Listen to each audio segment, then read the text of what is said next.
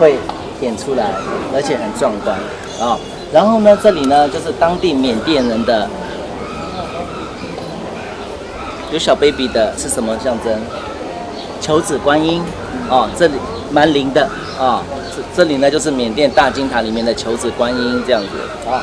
然后我们就这里的人呢，尤其是仰光人，爱用黄金装点佛塔神像，而有金塔之都的美名啊。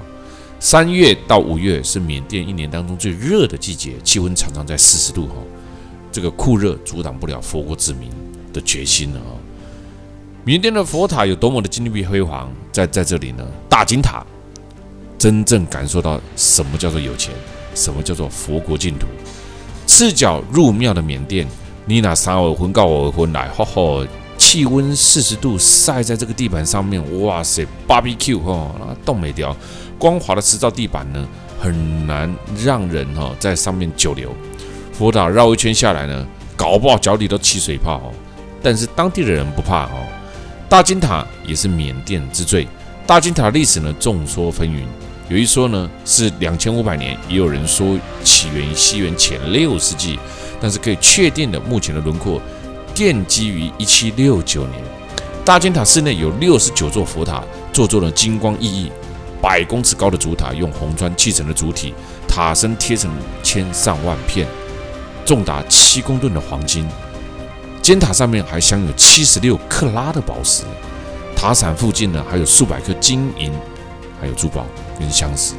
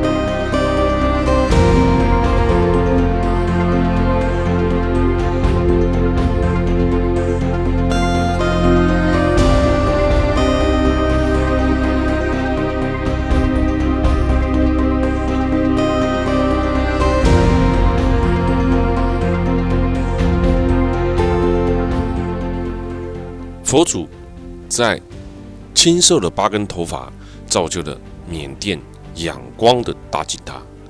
在最贫困的物质生活条件底下，缅甸呢创造了最富裕的心灵国度。仰光的大金塔是缅甸的地标建筑物，它保存了历代流传下来的无数的珍贵文物。它璀璨夺目，金碧辉煌，它神圣肃穆，雄壮。差点讲威武，差不多了。它凝聚了全缅甸的佛教信仰，它是缅甸人最大的一个骄傲。仰光的大金塔跟柬埔寨的吴哥窟、印尼的婆罗浮屠被誉为东南亚的3大古镇，跟中国的万里长城还有印度的泰姬玛哈陵统称为东方的5大奇迹。它已经拥有了2500多年的历史了，比仰光城还早了2个世纪。大金塔建在西元585年，其中呢经过不断的扩建，它是多次累积建造而成。西元1774年建造完成，现今呢宝塔每隔几年就会反复的贴金一次。在缅甸人的心目当中，没有任何一个东西可以取代了大金塔。它是缅甸人信仰的圣地，一生都要来朝拜一次。它也是世界上最大、最著名的佛教宝塔，它也是缅甸人虔诚的宗教信仰所创造出来的伟大奇迹。这里是仰光的大金塔，又称为瑞大光巴高达。瑞在缅甸语当中的意思就是金色的意思，大光则是仰光的古称，巴高达则是高塔建筑的意思，全名又叫瑞大光巴高塔，也叫做仰光的大金塔。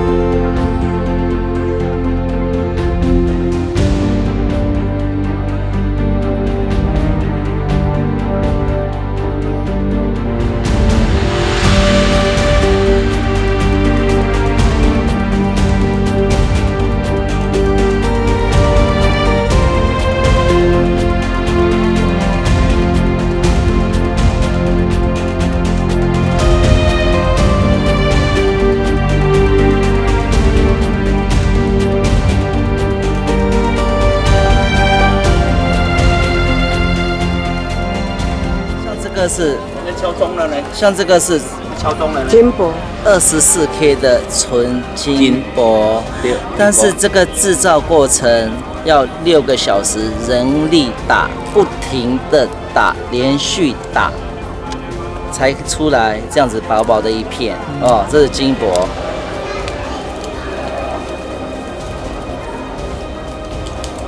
就解开了。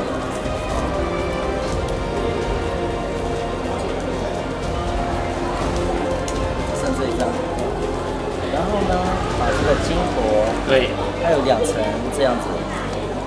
如果说您个人觉得您腰酸背痛，您就贴这里；如果说您觉得你膝盖痛，你就贴这个啊，入乡随俗。这个是24K 的金箔，如果哪里痛的话，就可以贴佛祖的哪里。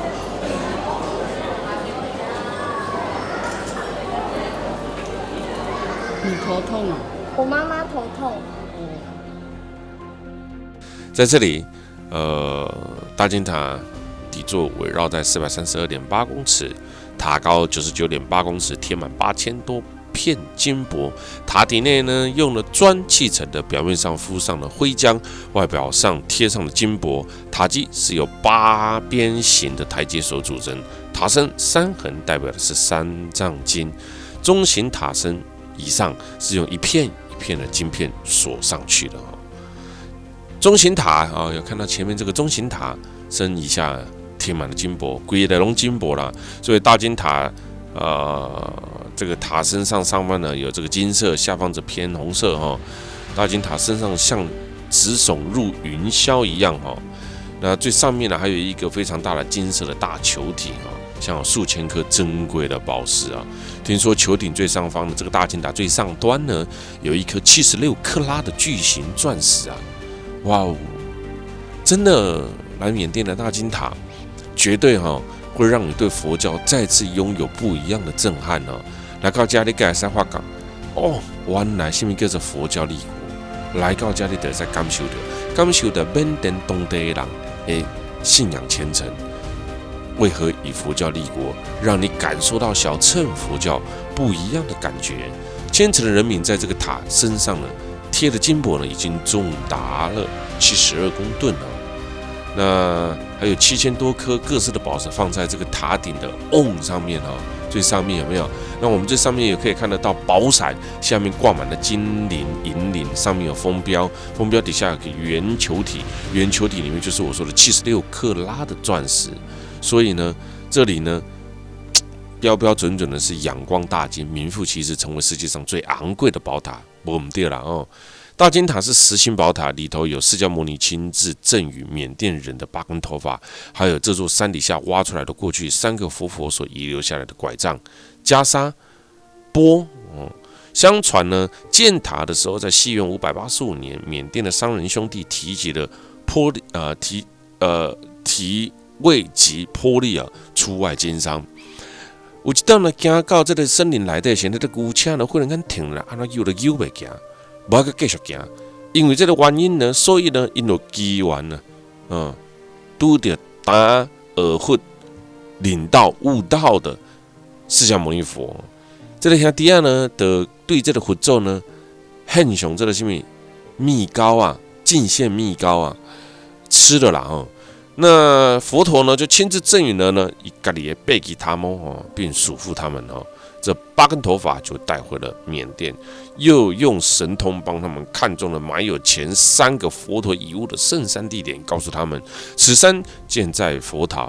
兄弟们便依循着神佛的旨意，把佛陀的8根头发带回了缅甸，献给了国王奥加拉巴。国王非常的恭敬，亲自到了仰光江里面呢迎接圣物，并将佛陀的8根头发用井水呢洗干净，装进了红宝石里面。为了供奉佛陀的头发，并且纪念佛法的传入，所以在释迦牟尼佛所预言的圣山上建造今天所看到的大金塔。任何的故事传说，无论是人们捏造的，无论是传说中是否属实的，信者恒信，不信者永远都不信，对吧？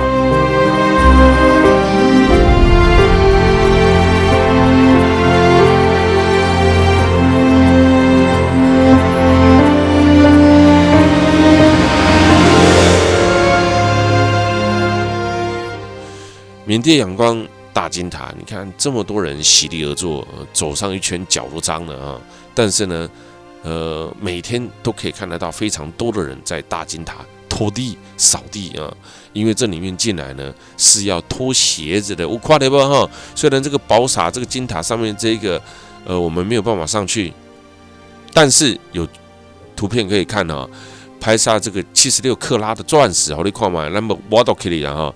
因为这如果很多人参观呢，管你是不是佛教重地哈，都有危险啊，因为有可能被砍掉的危险哈。那在当时在这里面呢，挖掘出来的佛祖的三个这个遗物啊，就是拐杖、袈裟、钵啊，还有这个绿水囊。连同这个金尊、银尊、经文、舍利、黄金等等呢，一同呢就埋在现在的大金塔底下。所以大金塔又有四佛舍利塔之称。现在看到的大金塔地是平的，是因为当时建塔时候呢，挖掘了旁边湖泊的泥土，填平了山丘来建造佛塔。而至今大金塔北边佛廊的佛殿中还留有一口水井，名为佛法洗地井呢。是纪念当时缅甸国王迎接佛陀8根头发的水井，尤其是现在的 LED 啊，放在这个佛祖的后面，更彰显它的荣耀哦。说真的，我还觉得不要放 LED 呢，还带有一点那么的色彩哦。放了 LED 就让我觉得太先进了哈。毕竟呢，哎呦，看到没，烧头开来，然后这是每天你都看得到。我觉得大金塔最震撼的，也就是这样一整排哈。比我们家公司哈扫地的还认真哈，天天就这样子绕着这个大金塔在那边扫地哈，那呈现一字形的哈，跟现在的戴森的 iRobot 一样哈，很自动，一直扫哈，把地板呢扫干净哈，扫完之后就顺便拖哦，你看有多虔诚啊哈。缅甸人相信大金塔在白天的覆盖下，神在夜里12点以后呢，再盖一段哈，合力一起盖成的。意思的是讲这些人家信这起哈，佛陀曾经大显神通，自空中降下无数的金砖，帮助缅甸人建造了大金塔。真的哦，真的是神话最美的妖。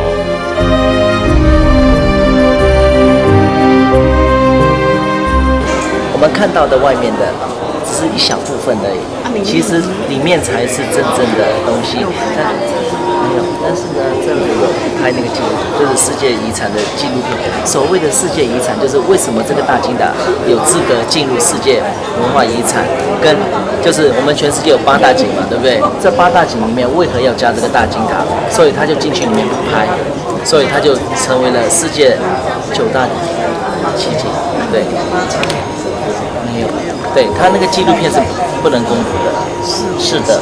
所以说现在里面不知道才看过，就是军政府有看过，听说的，我们也不敢讲，因为我们本人没看过，但是知道是有宝物而已。因为佛塔里面它是空心的，不能实心哦。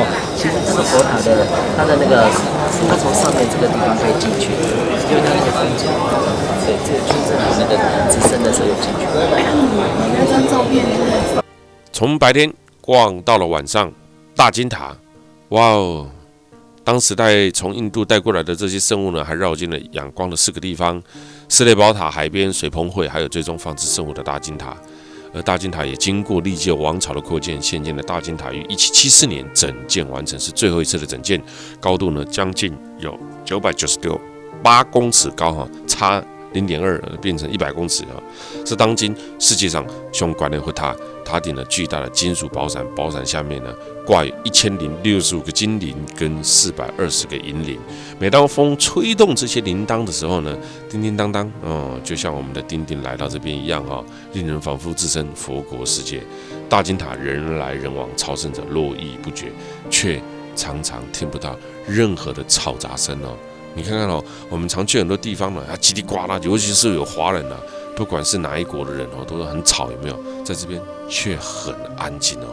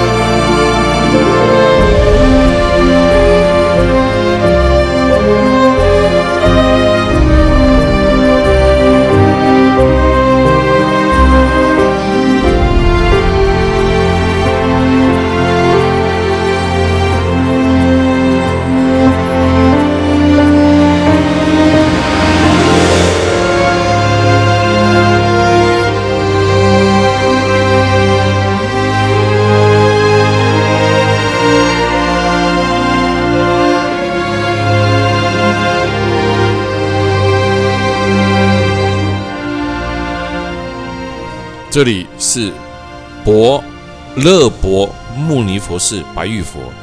这个佛寺呢，高37公尺，宽24英尺，厚度呢有达到11英尺。缅甸曾被英国统治过哦，所以度量衡用的是英制。此白玉原石产于瓦城马德雅山区啊，它可以号称是世界上最大的白玉原石，总重为670吨。2000年5月从瓦城运抵仰光的时候，数十位工匠呕心沥血的历时3年之多，慢慢的雕琢成此一任务啊。这也就是我们现在所看到的仰光的勒伯慕尼佛寺啊。这个名字怎么那么难念呢？很简单，因为它又是这样子的方式来把它翻译过来，你了解哈？所以呢，它把它叫白玉佛寺更快哈。总共用了600吨的缅甸的纯白玉的玉石哦，哇，600吨呢啊，这就不太容易了哦。在整个缅甸到处都可以看得到佛的遗迹、佛的雕塑、佛的作品哦，不怕你不看，就怕不怕你要看，就怕你不看了啊！所以当今来的你也在看的各种缅甸的图样啊，不管是哪一方面的哈，你几乎可以在这边呢看得一清二楚哦。而且在这过程当中，你也会很常看到哦，这一些你不要看这一些和尚啊，他是可以假巴癌哦，假巴啉酒都没有太多的问题哦。而且在这里面呢，还可以看得到哈，很多的人呐，很多的女生会在脸上涂上黄色的啊。这个等一下后面我们就看得到了哈。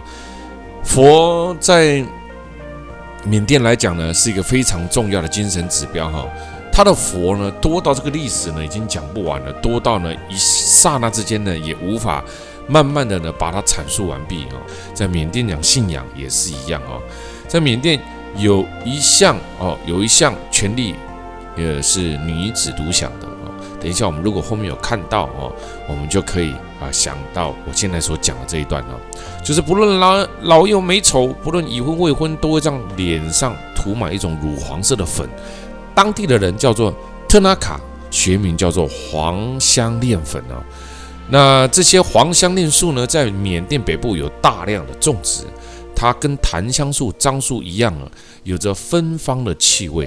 缅甸人认为用黄香链树枝干研磨的粉末涂在身上，这个味道很棒，而且呢可以防止蚊虫叮咬，保护皮肤的奇效，又可以防止紫外线，达到了美容的作用。加上呢，这个特纳卡就是他们脸上涂了这个黄色。的这一种制作简便，价钱又便宜，深受大众欢迎。缅甸人将未婚女子叫做小猫，一般情况之下，小猫会把这种化妆品涂满前额跟鼻梁。结过婚的妇女呢，则只涂脸的两颊；中年妇女呢，只涂脸的上半部；寡妇呢，涂一半欧北龙棍。所以呢，哇，这个等一下不知道会不会拍到哈。怎么涂呢都不漂亮哦，怎么涂都不漂亮，就怪了哦。这缅甸人不知道是用什么样的方式哦，人家打个腮红啊，画个粉底都比涂这个漂亮啊。所以世界各国审美观还真不一样了，对不对啊？所以这个很特别啦哈。你说奇怪，它也真不奇怪啊。每一个国家有每一个国家的文化了啊。那这一个白玉佛寺呢，你看沿路的那个步道啊，盖得多么的。具有这种佛教的震撼性。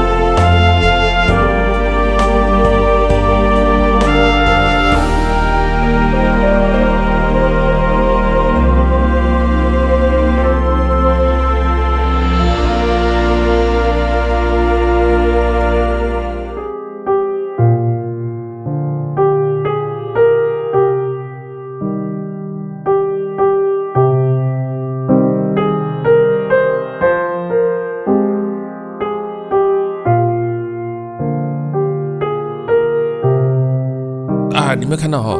这缅甸哦路边哦，卖讲的水果哦，但是这个水果呢，加特殊哦，这个水果呢，有的是咸的，有的是咸的哈。缅甸人喜欢在这个水果上面加一点辣哦。你想说这怎么吃啊？我跟你讲，买来吃还真好吃嘞哦，真的哈，这个超乎你的想象之外哦，真的哦。所以有机会哈，买来吃吃看哈，绝对让你觉得吓一跳，怎么这么好吃哈？包含他们这边的波熊兰家出的香蕉啊，他们这个香蕉比较短，有点像芭蕉一样哈。缅甸的水果摊是很特别的哦。来，看不完的佛寺哈。接下来我们来到了蓬莱仙岛的水中佛寺。这个水中佛寺呢，哇，这个从卧佛啊看到了什么？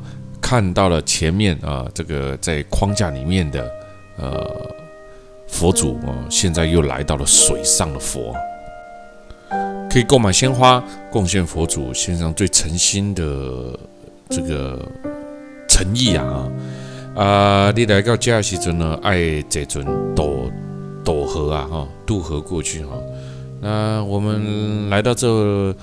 上了这个蓬莱仙岛的水中佛寺，还可以看到很多的大头的野生大头脸大野生的那种大头脸在这边呢让人家喂食缅甸习俗为了表示对佛祖的尊敬，你不要以为只有伊斯兰教要脱鞋在这边呢，你看来宾馆的佛寺有当下买腾架卡入境随俗但是有当下真恐怖你看嘛恐怖一堆那日头拍了有当下哇，还要赤脚在上面走呢，就会很头痛而蓬莱仙岛的对岸的金塔就是道士建的，比水中佛寺的国王金塔高出非常非常的多。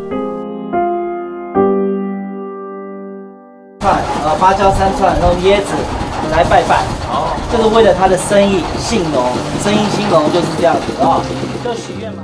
蓬莱仙岛的水中佛寺哇哦！从前有一位国王梦见了水中有狮子的骨骸，就问了道士，道士说了，狮子就是国王，所以才会惺惺相惜，见狮子的骨骸起了怜悯之心。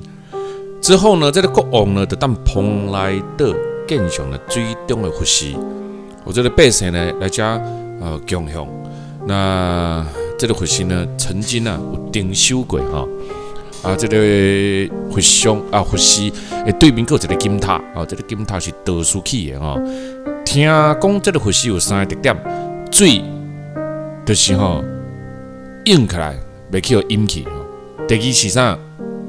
来朝圣的人更加多都能够负载它的容纳第三，朝圣者有求必应哇，这个有求必应这一点，可能就很多人冲去了参观水中的佛寺，人人都打赤脚踩在湿湿滑滑的地上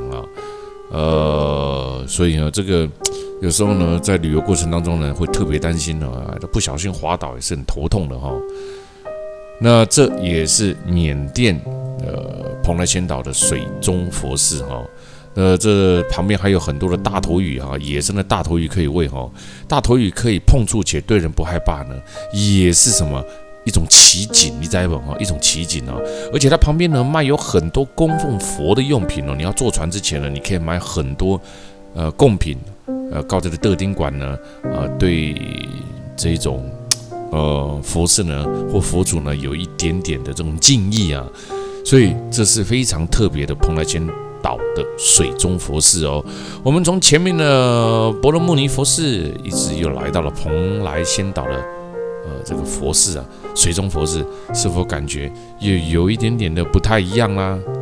我们漫步，你看有没有这个女生这个女生脸上黄黄的，有没有？这就是我刚刚说的他们在这里面，女生专门涂上这一种黄色的香木粉那这也是他们很特别的地方只是我觉得不好看但是呢，可能搞不好在当地来讲呢，人家觉得很漂亮是我这个外来的人呢觉得不好看那这个河呢叫做伊洛瓦底河明末年初，李自成攻陷了北京，永历皇帝朱由榔逃到了曼德勒被缅甸的王囚禁在阿瓦古城，不久又被送回了云南，死在吴三桂的手下。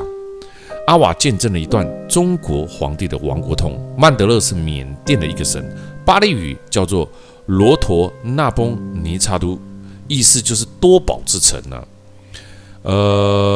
所以呢，缅甸的历史上最著名的古都阿瓦，在其近郊旅居缅甸的华侨，把它称为叫做什么瓦城哦，有听过的啦，瓦城啊，在台湾很多哈。为什么是明东王1857年命名的？也就是我刚刚所说的哈，阿瓦见证了中国皇帝的亡国痛，曼德勒是缅甸的一个省哦。那它也叫做瓦城，就位于伊洛瓦底河江的东岸哦。我们现在刚经过的，也就是伊洛瓦底河。1000多年前，缅甸人就开始的把佛经刻写在一种叫做贝多罗树的叶子上面，做成了贝佛叶啊，贝叶经啊。正如李商隐诗当中提到的哈，义凤莲花座，千文贝叶经啊。有时候我们看不懂古书啊，或者是古代的人他在讲的这个词句啊，其实这个词句呢是其来有自的，在讲的也就是佛教传统缅甸2500多年的历史当中啊，他们把佛经抄写在贝多罗树，所以呢，在很多的诗句当中，你就可以听得到哈。在缅甸4600多万人口当中，81%雄呢，都是信仰佛教崇尚的建造的佛土，建庙必建塔。缅甸到处都是佛塔林立，因此缅甸又被誉为佛塔之国。所以光是这个讲不完了，太多了哈。还有包括蒲甘古城呢，就有2000多座哦，不是200多座，2000多座的佛塔哦。哇哦，这是东方艺术的宝库了哈。所以呢，今时今日呢，我们来到了缅甸，哇，你看哦，拜科技 LED 之光啊。后边佛咒要闪闪发光的，还必须搞一个 LED 哦，在后面闪啊的哦，才有办法制造出它的感觉哦。缅甸一个神秘而又美丽的国度，东南亚最上进的一个国家，它很多的地方拍起来呢，比泰国还要有佛教哈。除了拥有数不尽的金碧辉煌的佛塔，跟满山遍野当中的无数蕴藏地底下的宝物，令人难以忘怀的，就是缅甸遗世之美。将这一座座的佛塔照亮，常常让人分不清楚，到底是人间仙境，还是呢天上圣境哦？是梦境还是现实？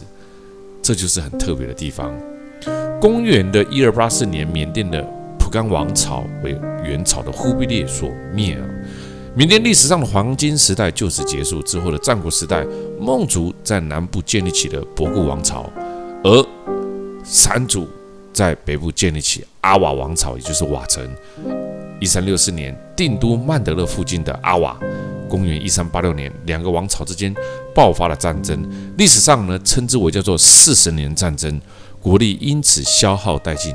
一直到公元15世纪的时候，阿瓦王朝被东丁王朝所灭啊，阿瓦也从此走向了没落。缅甸的历史呢，对我们看来呢是接近又遥远，因为在我们的所有了解的历史过程当中，缅甸有一些国家的历史呢是比较不太容易这么深刻的了解的。所以啦，当我们踏上这个国家的时候呢，你知道吗？除了书本以外，你又多了一个认识。读册真有路用，走出来外口看世界，更加了不起。这就是旅游的境界。看到吗？轻轻依着头，超然地看待世间，嘴角还微笑了一下，气定神闲哦。这你有感觉无？这个感觉是啥位？六层式佛塔哈，哇，这个六层式佛塔，乔达基的六层式呢，位于仰光哦。那用坡状铁片呢，一片一片的建造6层屋顶而成，总长有65公尺。它跟5层式、跟9层式都很类似哈。乔达基的6层式最著名的莫过于巨大的卧佛像。卧佛我们刚刚看了一个，现在又来一个哈，有没有啊？所以缅甸的卧佛呢看不完哦。这个卧佛，你看底下有没有这个很多的图案啊？这个图案呢也代表象征了108道的轮回。这个卧佛呢是缅甸最大的卧佛像，总长有72公尺，宽16公尺，比博固的卧佛像还要来得大。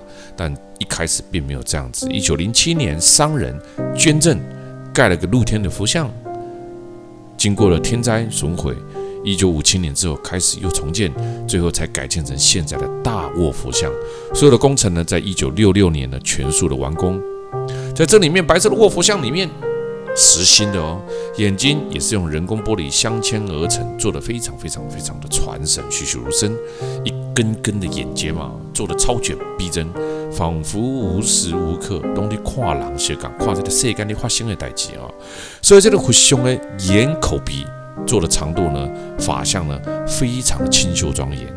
当你们在看各个国家的佛像的时候，你可以注意看看哦，是不是每一个国家对佛像的塑造都有一点点不太一样了哦。这个佛像的右手依着自己的头，仿佛正在休息，也仿佛佛正慈悲的注视着在身边的人哦。所以这个造佛的人呢，也很厉害哈。我们刚看到了钉钉在佛脚底下的108个的佛足印的图案，象征了三界：欲界、色界、无色界。佛祖的中心有法轮跟莲花图案，螺旋状是佛的象征。10个手、10个脚趾啊，都有轮呐，哈，都有轮哦。108个佛祖的图案当中，有21个图案代表了欲界，是用无色界。佛祖的中心也有法轮跟这个莲花图案啊。那有21个图案代表的欲界是用人或动物还有欲望的东西，看到不哦，作为欲界的象征。而59个图案代表的色界，用肉眼可以看到的形象跟没有生命的物质世界啊，还可以看到指纹啊，看看佛祖的指纹是不是每一个佛祖指纹也不一样哦，还是每一个佛祖的指纹都一样哦？那还有另外28个图案呢，是抽象的无色界啊，象征的神明的世界啊。108有1+0+8等于9的数字含义，9在缅甸是吉祥的意思。6到7世纪的时候，佛祖上只有莲花法轮，并没有108个图案，直到缅甸的蒲甘王朝才开始被发现有108个图案。哇哦，这样了解了吗？哦。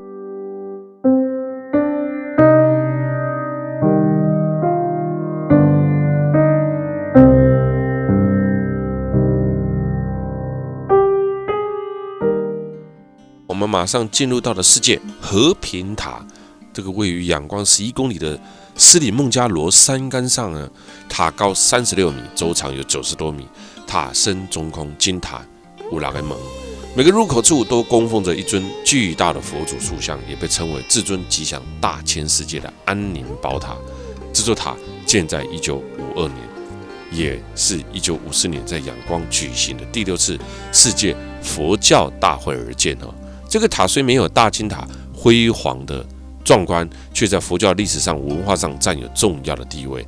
它为了纪念释迦牟尼涅槃2500周年，在这边举行的第6次世界佛教大会，所以和平塔在建筑当中也体现了第6次的世界佛教大会的标志。塔内呢的宝库啊，供奉的什么佛祖2大弟子的舍利子啊，及一个重达1吨的银质佛像。它被誉为镇殿之宝，非常的珍贵啊！正对面的北塔右下方呢，各有一尊呢尼泊尔国王香秀的这礼拜的这个雕像。塔外四周呢，各放12尊的这个3口姿势回忆的佛像呢，这是非常特别的。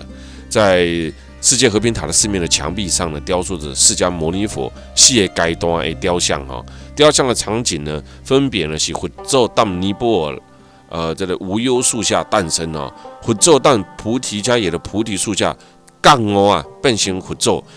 释迦牟尼佛在鹿野苑初转法轮，释迦牟尼佛这个入结成入灭啊。悉达多在菩提树下暗暗发誓，若不能大彻大悟，就永不离开这边的4尊佛像雕像冥想做了49天，悟道成佛，达到绝对清净的涅槃境界，就是那一念成就了世界上的一个最大的宗教文明，很特别啦哈。所以呢，来小乘佛教，你不管是大乘小乘呢，合为舍利子就可以呢，怎么做回到佛教的最初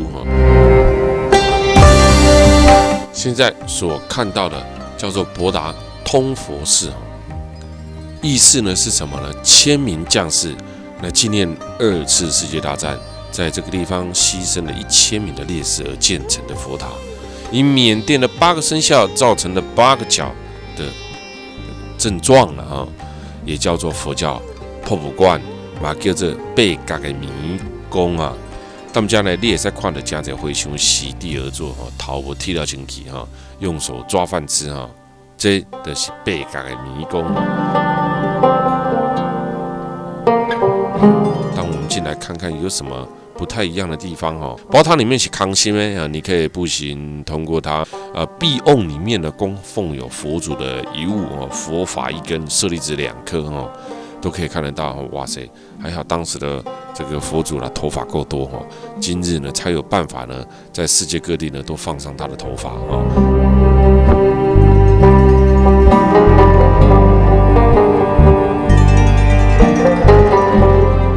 最早的创始人创了一个佛教，后来的人呢，把它发展出各式各样的佛教啊，从藏传呐，有没有哦？从大乘、小乘呐，啊。各式各样的都有，很特别呢，还延伸到日本的佛教，对不对呢？其实呢，完完全全源自于同一个地方啦，哦，拢小港啦，全部来自于港这个所在，这就是无啥小港的所在。既然也第2处世界大战牺牲了1000名烈士而建造的佛塔，以缅甸的8个生肖建造了8角形的徽章啊，也叫做佛教博物馆。这也就是仰光的8角迷宫。